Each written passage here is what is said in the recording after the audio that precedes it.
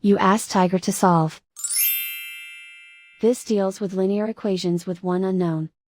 The final result is w equals 1. Let's solve it step by step.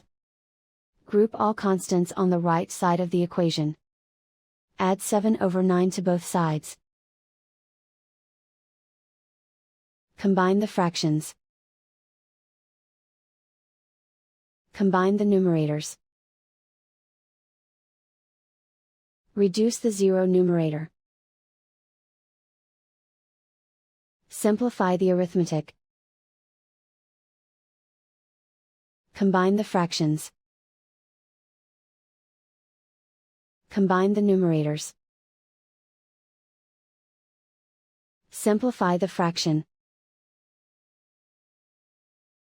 And so the final result is w equals 1.